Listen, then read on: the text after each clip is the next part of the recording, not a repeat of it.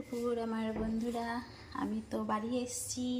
বাড়ি এসেই রান্নার কাজে লেগে গেছিলাম, ওই জন্য তোমাদেরকে আজ ভিডিও দিতে পারিনি, একটু দেরি হয়ে গেল ভিডিও দিতে। দেখো গরম গরম ভাত আমার শাশুড়ি মা নামিয়ে দিয়েছে, আর আমি এটা মাছে আলু ঝোল করেছি।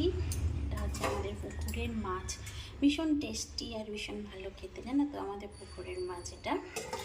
আর সঙ্গে আমার খুব প্রিয় খাবার একটা দেখাচ্ছি, দাঁড়াও। এখানে কিছু মাছ ভেজে রেখে দিয়েছি, রাতে গরম ভাতে খাবো বলে। সঙ্গে করলা সিদ্ধ আছে, লেবু, একটু আলু ভাজা, আর অল্প একটু তোমার দেখতে পাচ্ছ অল্প একটু ভেন্ডি ভাজা। আর এই যে আমার এটা সে সব থেকে প্রিয়, আমার এটা ভীষণ ভালো লাগে আর কি, লালতে শাক।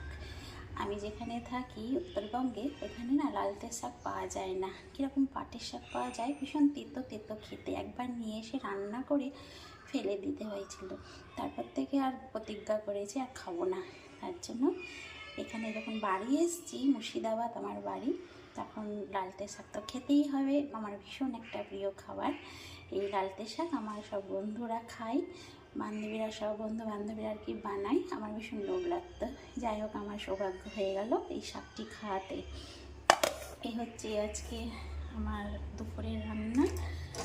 আর তোমরা কে কী রান্না করেছো? আর হ্যাঁ, আমার মাসি ছোটো কাকি শাশুড়ি আমার মেয়েকে একটু চিকেন দিয়ে গেছে, চিকেন রান্না করেছে, তাই জন্য চিকেন দিয়ে গেছে আর কি।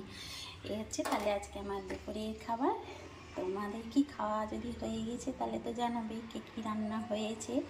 আর হ্যাঁ, আমার এই রেসিপিটা তোমাদের কেমন লাগলো? ভীষণ ভালো, ভীষণ যদি ভালো লেগে থাকে, ভুলভাল বকছি, ভীষণ যদি ভালো লেগে থাকে একটা লাইক কমেন্ট করে দিও। আর কারা লালতে শাক খেতে ভালোবাসো অবশ্যই কিন্তু জানিও। আমার মতো বোকা না যে লালতে শাক খেতে ভালোবাসে, তবুও বললাম আর কি।